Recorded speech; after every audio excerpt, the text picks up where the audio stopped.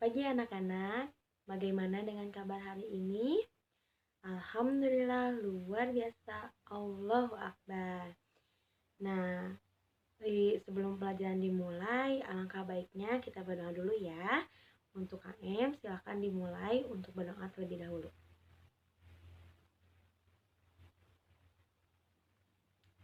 Selesai? Nah, sebelum masuk ke materinya, coba lihat dulu kanan kirinya temannya masuk atau tidak. Masuk ya hari ini dengan jumlah 20 siswa. Baik. Sebelum masuk ke materinya, kita bahas dulu sedikit tentang materi minggu lalu. Nah, minggu lalu membahas tentang apa? Benar, sumber energi yang dapat diperbaharui. Sumber energi yang dapat diperbaharui itu apa sih artinya? Artinya itu sumber daya alam yang terus-menerus akan diperbaharui oleh alam tersebut. Contohnya seperti apa?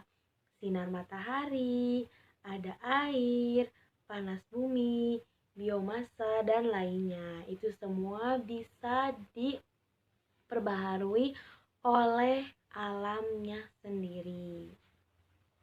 Kita masuk ke materi sumber daya alam yang tidak dapat diperbaharui. Nah, sumber daya alam yang tidak dapat diperbaharui apa sih? Apa itu? Nah, sumber daya alam tidak dapat diperbaharui adalah sumber daya alam yang memiliki keterbatasan, yaitu bisa habis.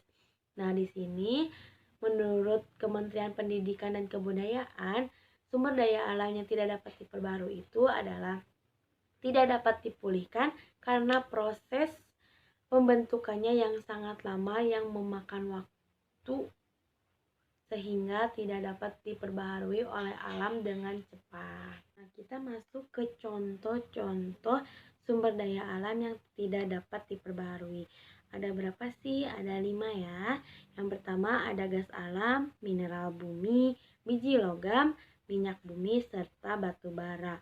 Gas alam itu apa sih? Gas alam itu adalah hidrokarbon tak terbarukan yang digunakan sebagai sumber listrik untuk pemanasan, memasakkan, dan pembangkit listrik. Nah, kedua ada mineral bumi. Mineral bumi itu adalah biji logam. Contoh macam-macam sumber energi yang tidak dapat diperbaharui. Dan menurut geologi dan mineralogi, mineral adalah senyawa kimia dengan komposisi kimia yang cukup jelas dengan struktur kristal spesifik yang terjadi secara alami dalam bentuk bumi. Dalam bentuk murni, maaf ya. Nah, yang ketiga ada biji logam. Biji logam itu hadir di dunia atau itu hadir di dunia itu ada dalam jumlah besar, namun di kerak bumi ya, dan ekstraksinya oleh manusia hanya terjadi di mana mereka terkonsentrasi oleh proses geologis alami. Nah, terus ada minyak bumi nih. Minyak bumi itu adalah bahan bakar fosil. Nah, ini terbentuk ketika panas dan tekanan menekan sisa-sisa tanaman prasejarah, hewan dan kehidupan air di bawah dasar laut atau danau selama jutaan tahun sehingga menjadi bahan bakar fosil. Nah, ini ya yang menjadikan bahan-bahan tersebut tidak dapat diperbarui karena waktunya yang begitu lama ya. Nah, yang terakhir ada batu bara. Nah, batu bara terutama digunakan untuk bahan bakar yang menghasilkan tenaga listrik. Panas yang dihasilkan oleh pembakaran batu bara digunakan untuk mengubah air menjadi uap yang bertekanan tinggi yang menggerakkan turbin dan menghasilkan listrik.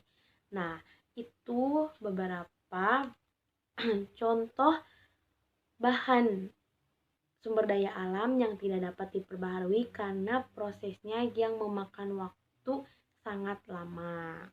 Nah, setelah penjelasan barusan, kita akan membuat kelompok ya. Kebetulan ada 5 bahan sumber daya alam yang tidak dapat diperbaharui dan siswanya ada 20.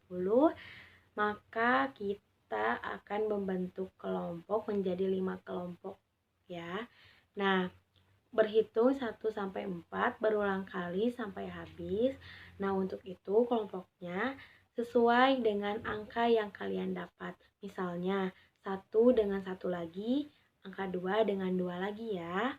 Nah, setelah itu Ibu mau kalian membuat manfaat dari kelima bahan tersebut ya, manfaatnya, dan terus mereka terdapat di mana saja, seperti pertambangan batu bara ada di mana ya. Ibu mau itu kan. Untuk yang tidak mengerti bisa ditanyakan langsung ya. Untuk waktu pengerjaannya 1 minggu, jadi kalian bisa mengerjakannya dengan semaksimal mungkin.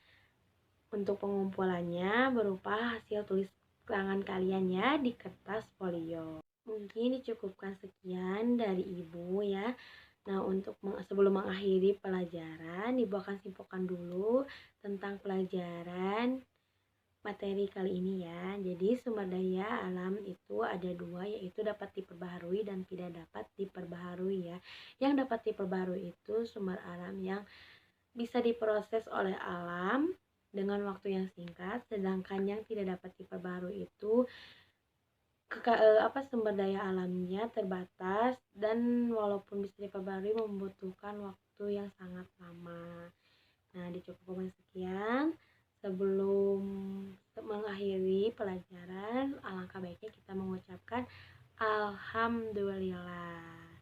Ya, terima kasih atas perhatiannya dan jangan lupa tugasnya dikerjakan ya. Ibu pamit. Assalamualaikum warahmatullahi wabarakatuh. Audio Jungle.